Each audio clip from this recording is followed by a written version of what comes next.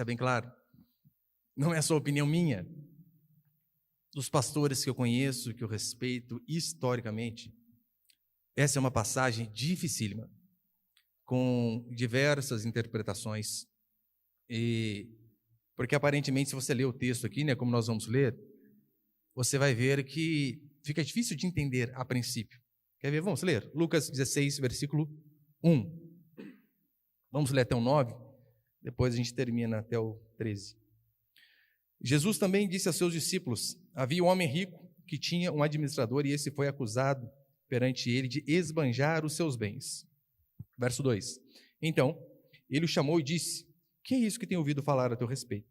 Presta contas da tua administração, pois não podes mais ser meu administrador. E disse o administrador a si mesmo: que vou fazer, já que o meu senhor me tira a administração?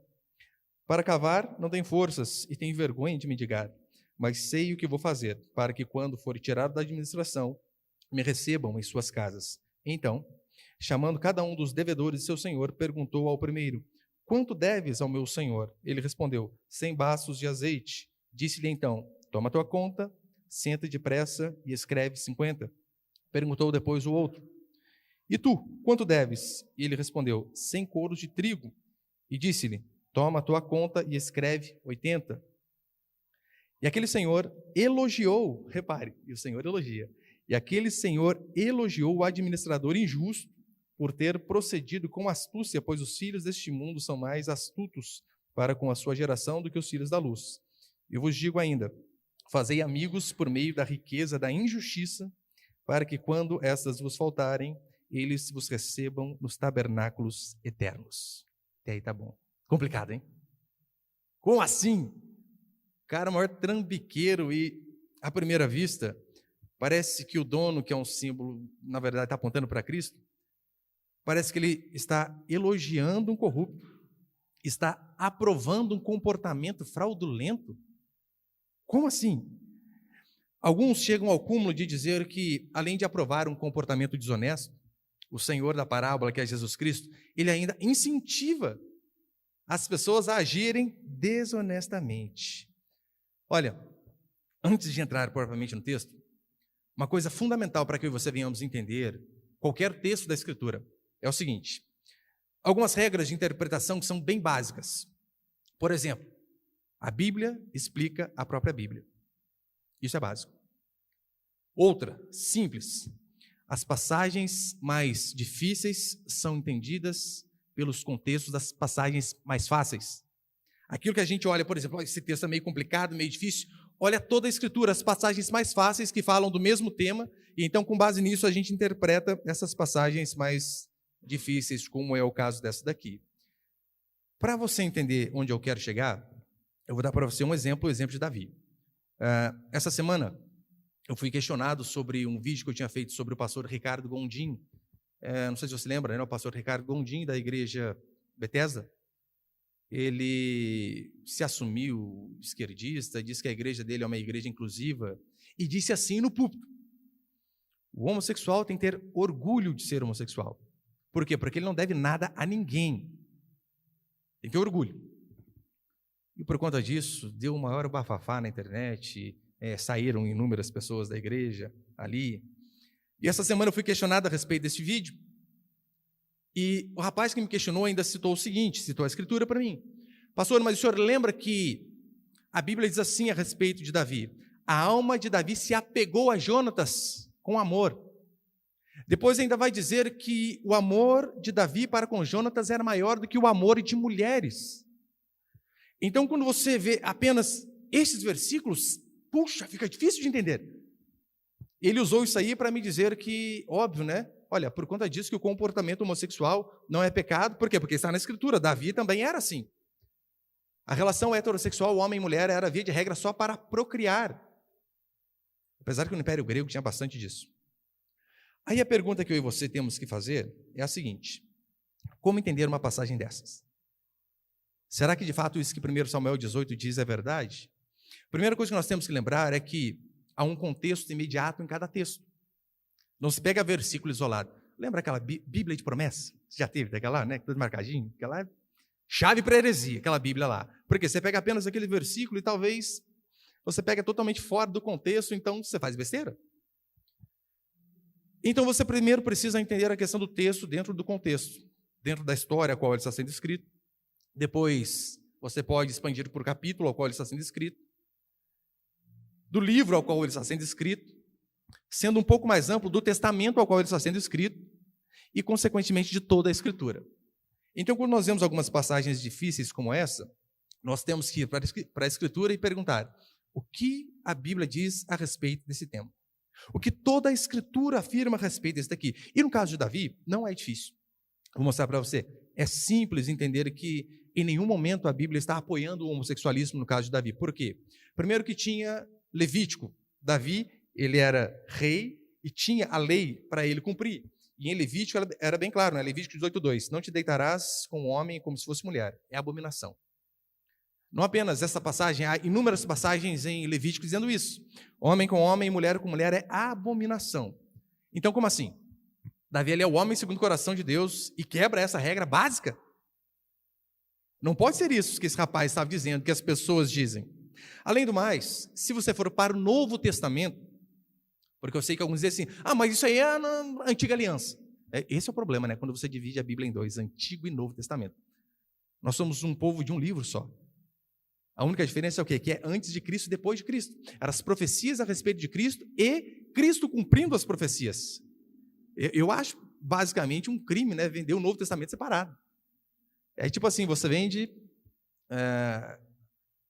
um boneco faltando a cabeça. Mais ou menos assim.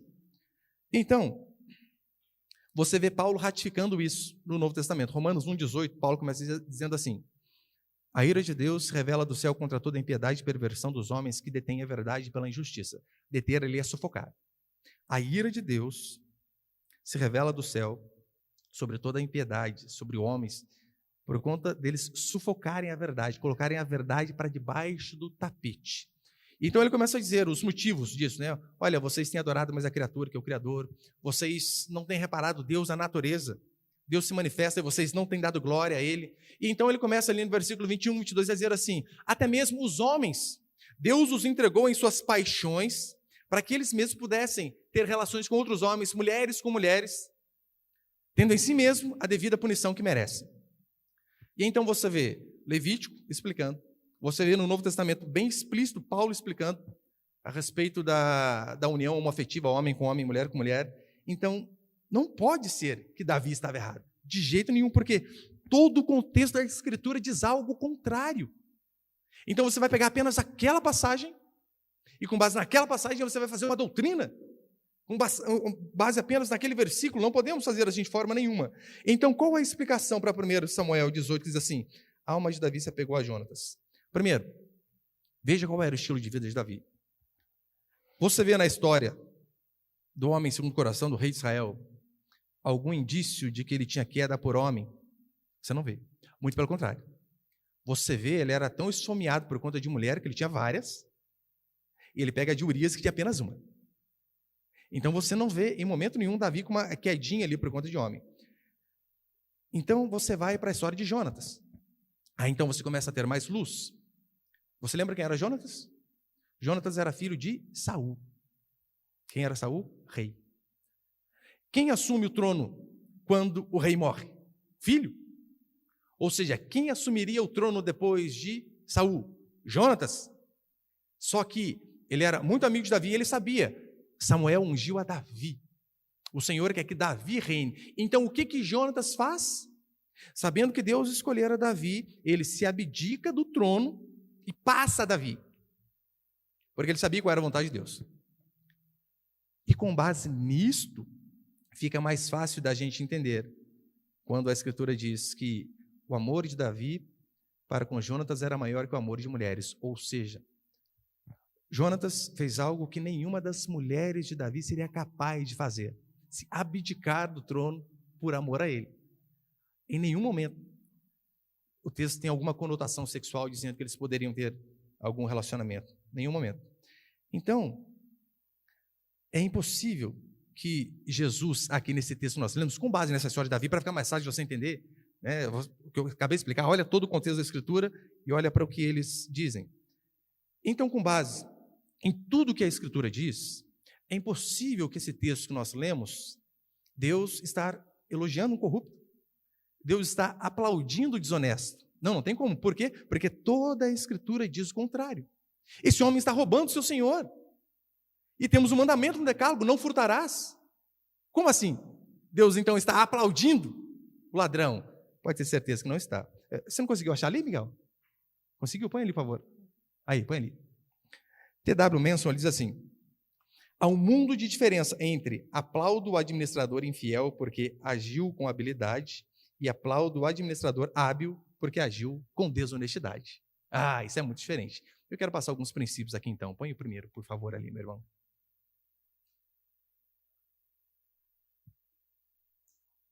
Primeiro, Jesus elogiou a esperteza e não o caráter daquele servo. Olha o que diz a parábola. O Senhor vem dizer assim, olha, presta conta da sua administração, porque você já não pode ser o meu administrador. Não pode. Ou seja, traduzindo para miúdos, aviso prévio. O cara estava com os dias contados, ele ia ser mandado embora, ia ser despedido. Então ele pergunta assim, o que farei depois que eu for despedido? Eu não tenho força para cavar, talvez porque era velho, o texto não diz. E mendigar, pedir, eu tenho vergonha. O que eu vou fazer e agora? Então ele começa a pensar no seu futuro.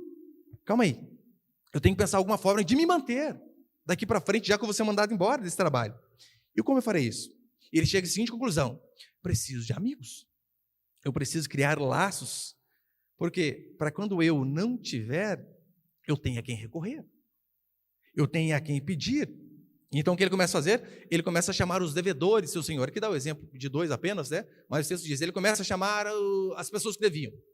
E cita o exemplo de 2, por exemplo. Ele chama o primeiro, né? Versículo 6, acompanhem comigo, por favor. Lucas 16, 6. E ele respondeu, versículo 5. Então, chamando cada um dos devedores, o seu senhor perguntou ao primeiro, quanto deves ao meu senhor? Ele respondeu, 100 baços de azeite. Disse-lhe então, toma a tua conta, senta-te depressa e escreve 50. Quanto você deve, rapaz? Traduzindo aqui para ficar mais fácil de entender, 100 baços de azeite seria mais ou menos 4.000 litros de azeite. O que tudo indica, esse senhor era muito rico, então ele emprestava, arrendava terras para outros e as pessoas ficavam devendo para ele. Então esse primeiro vem e deve 4.000 litros de azeite para ele. E o azeite deles, é claro, né, queridos? Você lembra? Não era igual a gente usar só para pôr na comida, na saladinha. Ali era usado para que a vela funcionasse em casa, né? Tinha muita utilidade. E não era esse azeite refinadinho que a gente usa na salada. Mas só para você ter uma ideia do quanto era, eu fiz uma continha aqui bem básica, para ficar fácil de entender. Vamos supor que seja esse azeite que a gente põe na salada, que você compra lá, né, 250 ml, a latinha lá. Eu fiz uma pesquisa hoje, jornalzinho do Tenda, fazendo propaganda do Tenda aqui, sem ganhar nada. E o litro daquele azeite dá R$40, né? Aquele frasquinho de 250 ml dá mais ou menos 10 vezes 4, R$40. Esse primeiro cara devia 4.000 litros.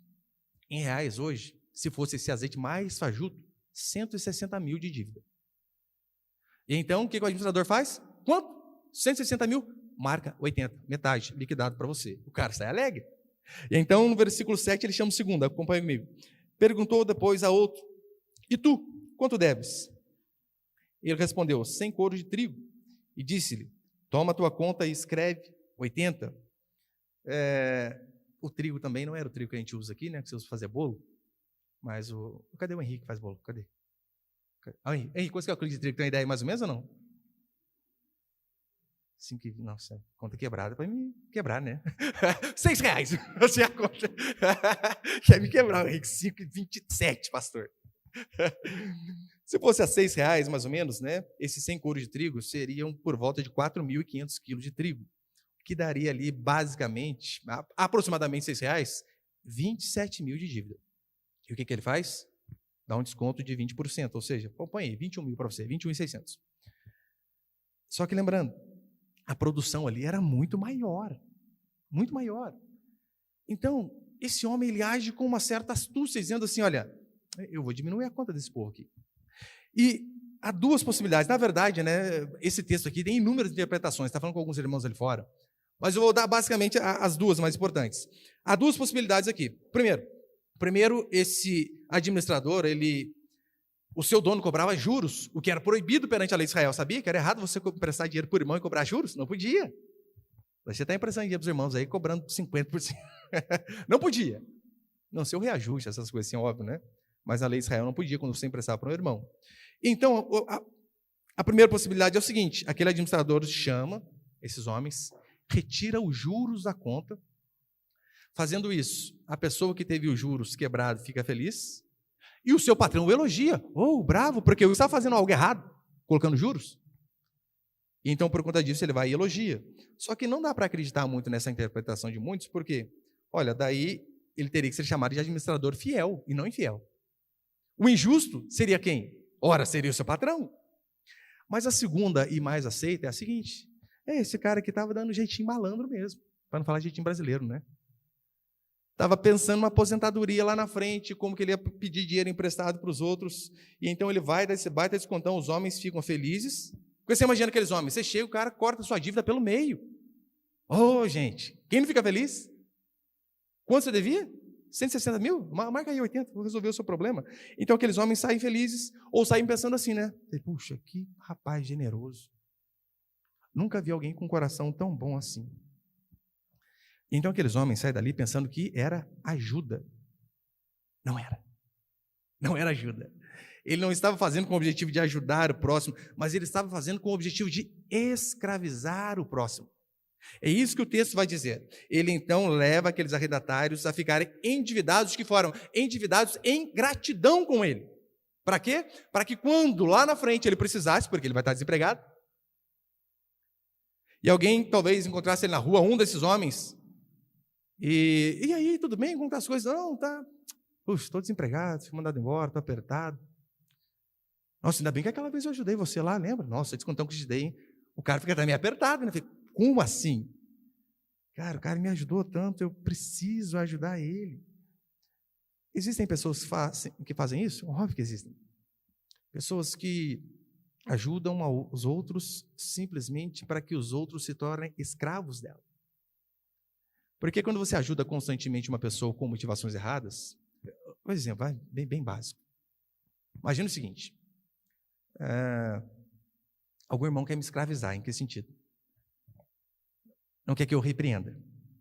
Então tá lá, o Edivaldo. O Edivaldo faz dias que já não me chama para comer carne. Uns 3 dias já, né, Edivaldo? Como pode tudo isso, né? Não dá. Então o Edivaldo, eu estou vendo que ele está fazendo um negócio errado. Daí, há 3 dias, ele já chamou para o churrasco já. Daí, amanhã, minha folga. Pastor, sabe aquela picanha que o senhor gosta? Tem 2 peças dela lá, maravilhosas. Vai lá em casa. Só que ele está fazendo isso não porque ele gosta de mim, porque ele sabe, daí eu posso fazer algo errado aqui. Eu estou pagando churrasco aqui para o pastor e o Lula falando vai dar picanha. Eu estou dando, gente. O pastor não vai me repreender de jeito nenhum. Às vezes acontece de pessoas fazerem isso.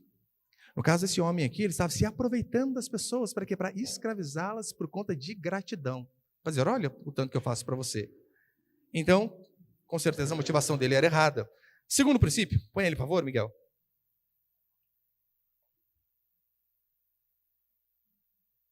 Segundo princípio, nós vemos a reação do proprietário. Acompanhe comigo o versículo 8, meus queridos, por favor.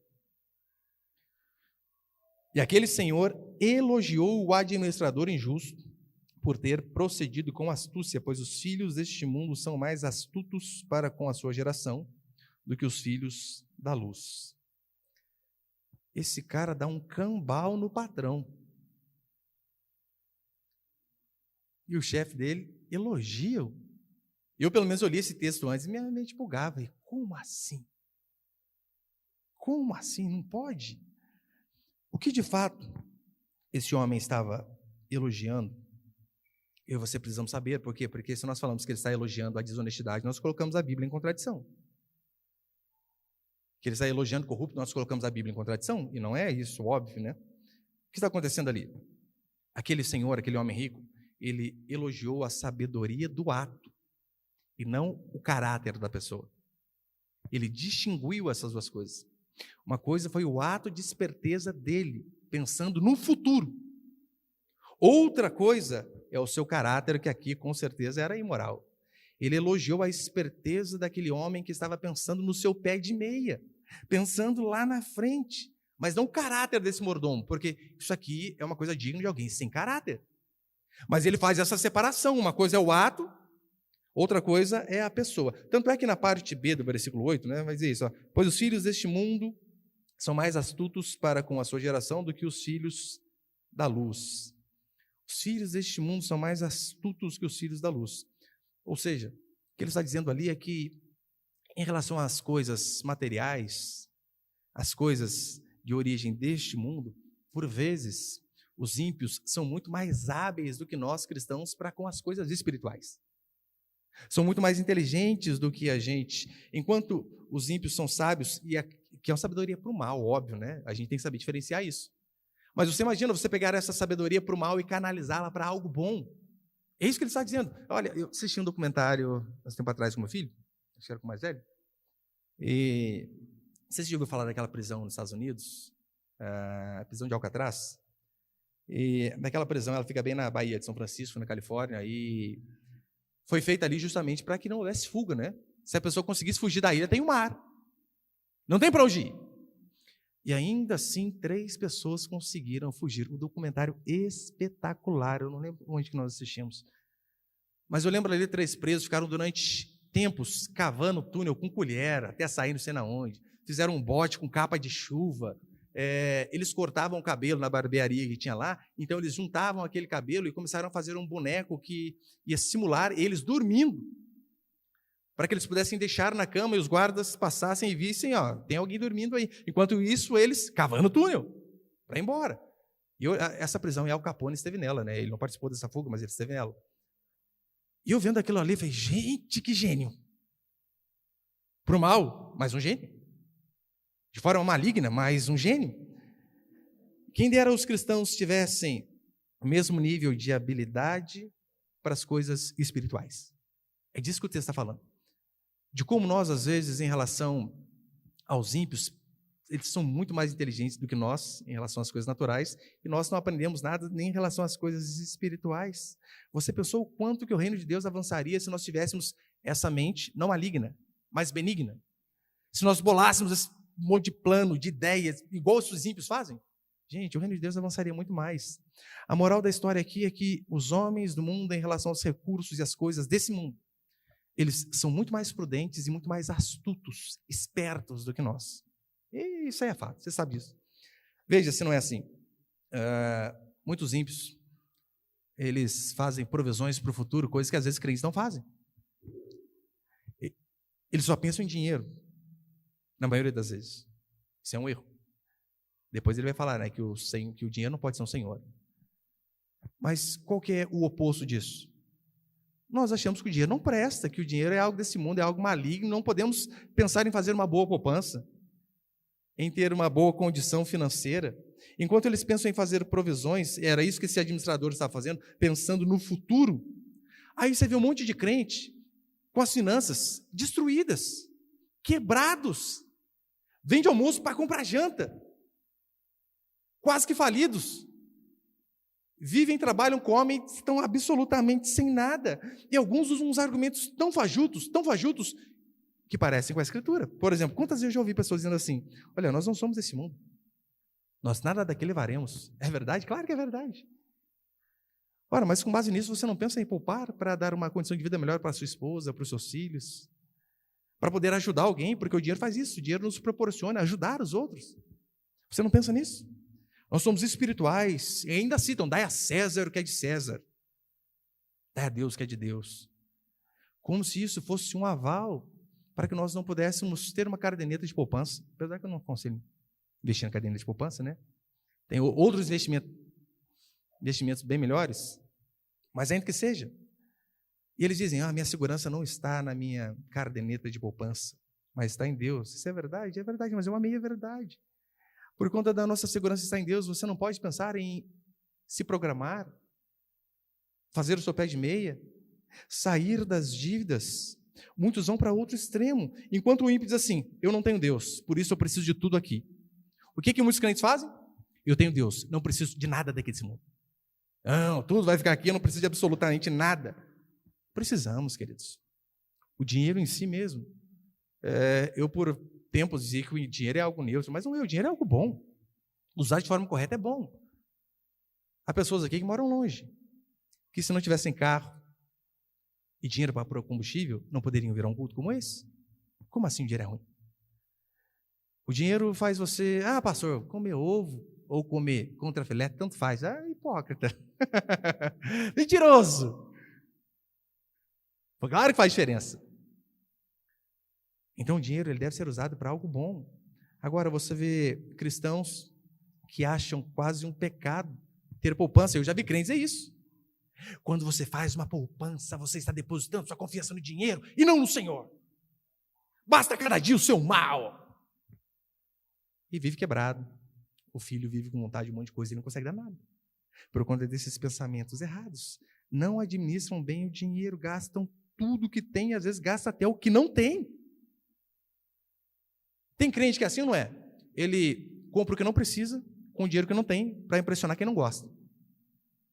E acha que está abafando. Olha, eu li uma vez sobre o pessoal do banco escrevendo lá sobre pessoas endividadas, então eram chamadas para fazer acordo. E eles começaram a perceber que, dependendo da religião da pessoa, por exemplo, chamavam um ímpio. Olha, você está com a dívida aqui de 7 mil reais, só não sei quantos de juros e tal. E o ímpio ia ao banco, sentava, conversava, via a melhor forma de acertar aquilo ali, dizia assim, cara, olha, dá para você pagar 200 reais por mês? Não, 200 não dá, se fosse 150, eu me aparto e dou. Mas ele procurava um jeito. Chamava os crentes. Sabe o que os crentes falavam? Eu vou orar e Deus vai me livrar dessa dívida. Como assim, rapaz?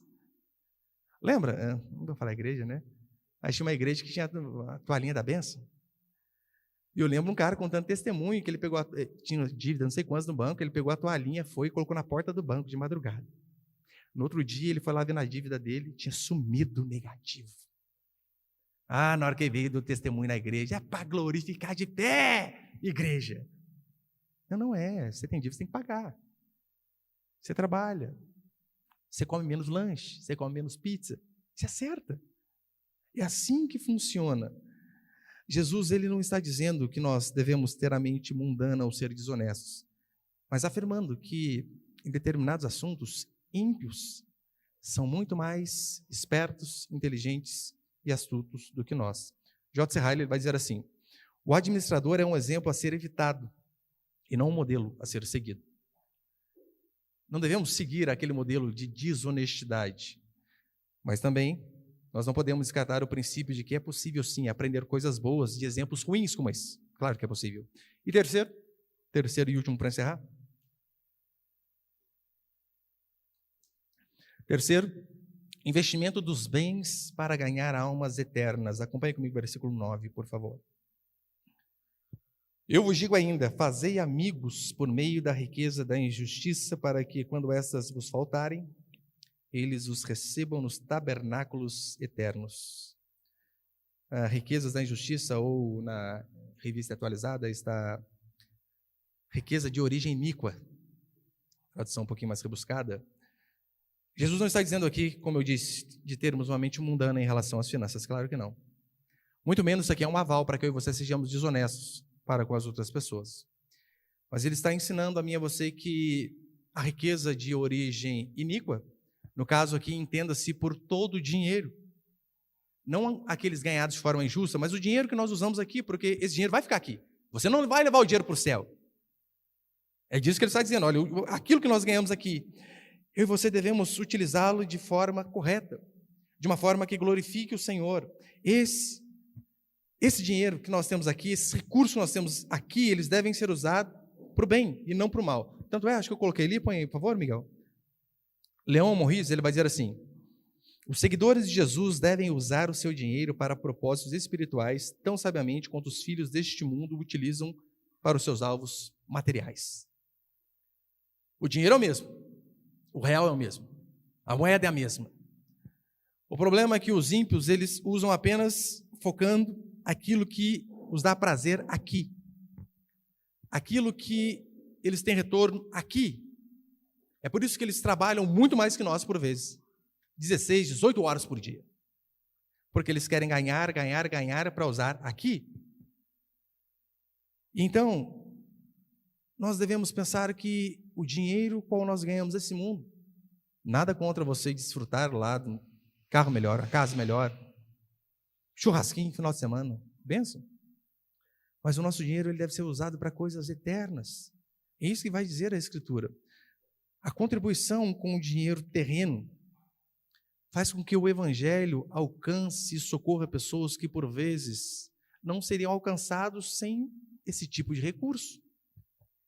Você tem noção do quanto de pessoas poderiam ser alcançadas a mais se todos se dispusessem a serem fiéis com seus dízimos e ofertas, a serem generosos?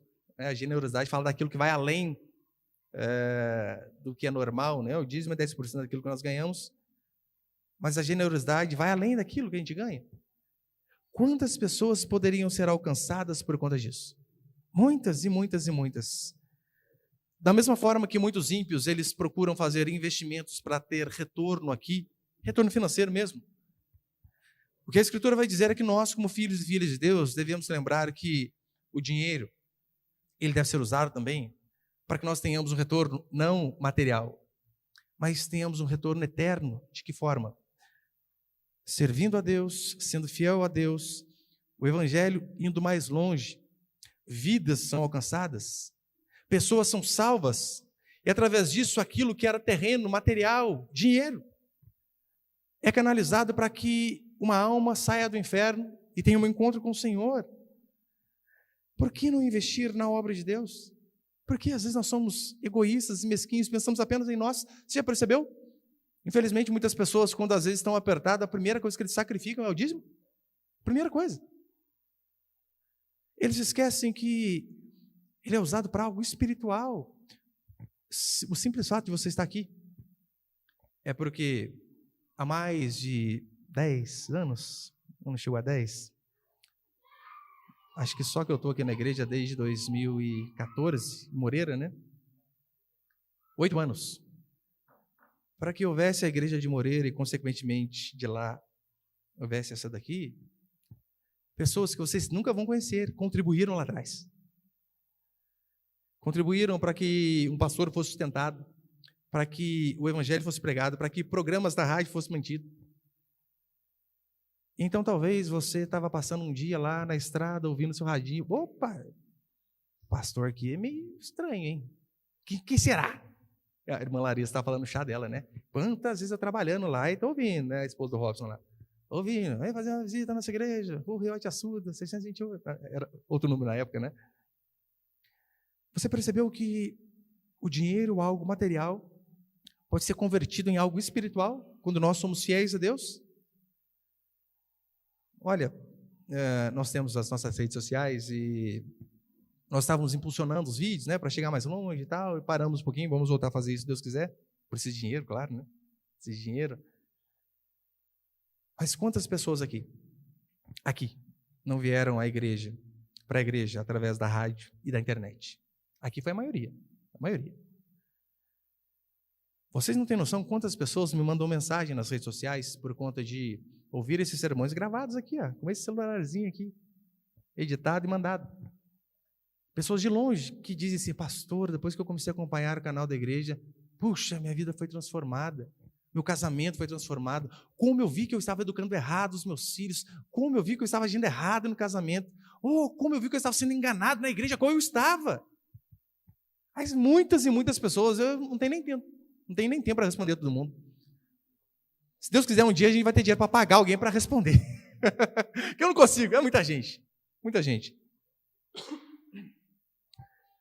Então, eu e você temos que lembrar disso, que inúmeras pessoas são alcançadas através da nossa fidelidade, da nossa contribuição. Isso é tão certo que o Tiago, ele prepara o financeiro todo mês lá, né? Manda sempre, vai fazendo rodízio para os irmãos que ele manda. E há pessoas que não são nem da nossa igreja, pessoas do Nordeste, pessoas do Sul, Brasília. Brasília não fala deputado não, tá, gente? Pessoa física, normal. Pessoas que nem são da nossa igreja, nada, e que às vezes não tem igreja onde eles estão. E eles mandam mensagem dizendo assim, pastor, a partir de hoje a gente é membro da sua igreja. Eu falei, mas como, criatura? Não tem igreja aí? A gente é membro virtual da igreja. Eu falei, tá bom, põe o celular na cabeça aí que eu vou orar por você agora. E por conta disso, sabe o que elas fazem? Sistematicamente mandam um dízimo para a nossa igreja. Tem pessoas lá que estão, acho que 5, 6 meses, se eu não me engano, fielmente mandando dízimo para a nossa igreja, porque por conta de ouvir. E como que o evangelho chegou até elas? Porque vocês contribuíram aqui. Porque vocês foram fiéis aqui. Então que nós venhamos a lembrar que, como Provérbios diz, né, aquele que ganha uma alma é sábio. O mordomo que pensa não apenas em ajuntar dinheiro para si, bens para si aqui na terra, mas pensa em investir em coisas celestiais também.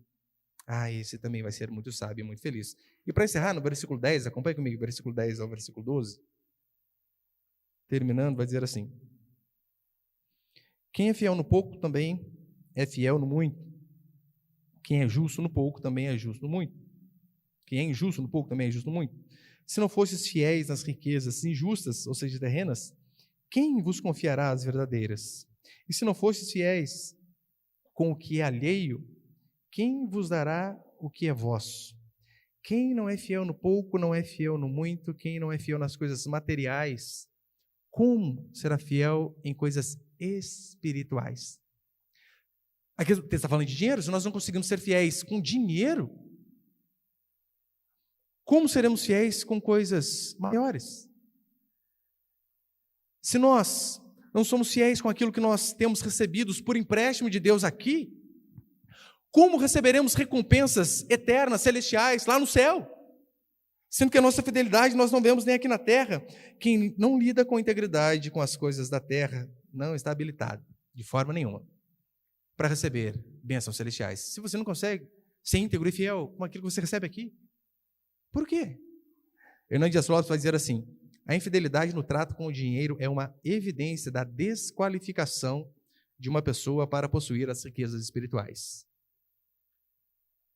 A infidelidade no trato com o dinheiro é uma evidência da desqualificação de uma pessoa para possuir as riquezas celestiais. Daí no versículo 13 ele vai terminar assim, acompanha comigo, por favor. Nenhum servo pode servir a 2 senhores, pois odiará um e amará o outro, ou se dedicará a um e desprezará a outro. Não podeis servir a Deus e às riquezas. Talvez na nossa Bíblia seja Mamon, né? Que era o Deus da riqueza. Jesus, ele chamou o dinheiro de uma divindade. Deus. Sim, o dinheiro para muitos é um Deus. De que forma? A sua vida depende dele. Por que você, às vezes, pensa assim? Eu conversava com o casal essa semana e eles me diziam: pastor, penso tanto em ter outro filho, mas, puxa, gasta, né? Claro que gasta. Claro que gasta. Você pode fazer igual o irmão Manassés estava falando para mim ontem: pastor, estou anotando tudo aqui que o menino gasta. Notinha de tudo, fralda, leite. Né, Maná? Estou anotando tudo aqui. Quando ele crescer, ele vai ver só. Por tudo na conta. É claro, gasta. Gasta. Mas você percebeu que a pergunta da pessoa, do casal, não foi assim? Eu devo ter um filho porque é a vontade de Deus? Ou porque a minha condição não é tão favorável? O que determina quantos filhos eu tenho? É a minha condição financeira? Ou é o Deus que diz que vai sustentar, que diz que filhos são bênção, que diz que filhos são como flecha, feliz o homem que enche deles a sua aljava, que filhos são uma herança do Senhor? É engraçado, né? Eu nunca vi, é difícil ver família, né? Normalmente quando morre o patriarca, alguém lá, e tem herança, quebra o pau por causa de dinheiro. Não, essa parte é minha. O parente, você nem sabia que existia. Cara, eu sou parente, eu sou primo de 15º grau dele. E o cara quer vir pedir dinheiro. Herança da briga. Agora, você percebeu que os crentes correm da herança de filhos? Deus me livre. Na mão de Deus me livre. Cuidado, você pede para Deus levar, às vezes livre. O que determina? O que guia a nossa vida? O que nos dá direção? Às vezes, quando nós fazemos planos, olha, com base no dinheiro, nós estamos demonstrando que o dinheiro está funcionando como uma divindade. Nós não consultamos o Senhor. Deus, é da tua vontade, mas tem dinheiro ou não tem dinheiro? Eu não estou dizendo que você vai ser irresponsável, claro que não, né? Senão você pode ir para outro extremo, tá vendo? O pastor falou que vai pela fé e gasta. Não, não é isso, de forma nenhuma. Mas um Deus, ele exige dedicação exclusiva. E assim funciona. Se Deus é o seu Senhor, ele vai exigir dedicação exclusiva. Se Mamon, se o dinheiro é o seu Senhor, ele vai exigir também que você se dedique de forma exclusiva. Se o nosso Deus é o Senhor, o dinheiro vai ser nosso servo. Mas se o nosso Deus não é o Senhor, nós seremos servos do dinheiro. Sim, servos do dinheiro. Seremos escravos do dinheiro. É isso que a Bíblia vai dizer. Os bens que eu e você temos aqui, nós devemos lembrar que os bens, quando eu digo, né? Trabalho, casas, quem tem mais de uma, carro, poupança, dinheiro, tudo isso que nós temos aqui não é nosso. É um empréstimo a qual Deus nos dá para que nós, como bons administradores, venhamos a tomar conta. Mas aqui nós não levamos nada. Nada. O céu não entra dinheiro, não entra cheque, não entra Pix. Por isso, é de fundamental importância que eu e você venhamos a lidar de forma honesta com o nosso dinheiro. Que nós não venhamos a cair no erro que Judas Iscariotes caiu. Quem foi o Deus de Judas? Mamon. Ele preferiu negar o Deus verdadeiro por conta do Deus dinheiro. Que o dinheiro não venha a direcionar a minha e a sua vida, mas que as nossas vidas, queridos, sejam guiadas de fato pelo Senhor. Saber que dele é toda a prata, todo o ouro, e que se nós formos honestos, fiéis, não sermos infiéis, claro, como esse homem aqui, mas se nós trabalharmos de forma honesta, formos fiéis ao Senhor, aplicados ao Senhor, Ele vai suprir tudo aquilo que nós precisamos. Eu não estou dizendo que Ele vai te dar em excesso, porque o que a Bíblia diz para mim e para você é de que as nossas necessidades serão supridas. Carro para você ir para a igreja, não sei quem mora mais longe aqui, não sei se é o Tiago Roseiro, se é o Paulo, lá no Aras. É longe. Carro, então, é uma necessidade para muitos, para trabalhar. Ar-condicionado, vida elétrica, já não precisa, né? Dá para aguentar igual o meu, né? O meu, o pessoal fala, pastor, tem ar? Não, tem crematório. Você entra aqui no carro, passa um cenoura e bronze, sai até com a marquinha. Minha esposa fala que eu pareço um napolitano, né? Porque meu braço é uma cor daqui para cima é outra, né? Faz parte. Abra as 4 janelas lá e Deus sopra para mim contar brisa celestial. Aleluias. Carro é importante. Essas coisas. Supérfluo. Comida é importante. Comida é importante. O bife às vezes não. Dá para viver sem, né? Eu sei que é triste, né, irmão? É triste, mas dá para viver sem. Que eu e você não venhamos cair no erro de Judas Iscariotes, que se deslumbrou com o presente recebido e esqueceu daquele que deu o presente. Que nós venhamos a fazer um bom uso dos nossos recursos. Não importa quanto tenhamos. Se você tem pouco, o mandamento é, seja fiel no pouco. Seja fiel no pouco. Para que Deus possa te colocar no muito. Se você tem muito, continua sendo fiel. Continue sendo fiel.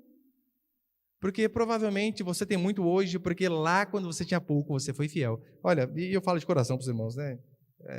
Tem as crianças aqui da igreja, o Miguel, o Samuel, eles trabalham, né? O Miguel trabalha lá na empresa do pai dele, o Samuel trabalha como escravo lá em casa, de edição de vídeo, essas coisas. Escravo, mas no sentido de escravo amoroso, né? Eu dou dinheiro, comida, teto para dormir, luz, tudo precisa, falta nada. Picolé de vez em quando, né, Samuel? Mas sabe o que eu vejo nesses meninos? Eles entenderam desde pequeno o princípio da fidelidade. Tem os envelopinhos lá atrás, dá tudo com o nome deles. Samuel, Miguel. Desde quando eles começaram a trabalhar. Às vezes é mixaria que ganha. Você olha aqui, vai ser a viuvinha pobre, literalmente, moedinha.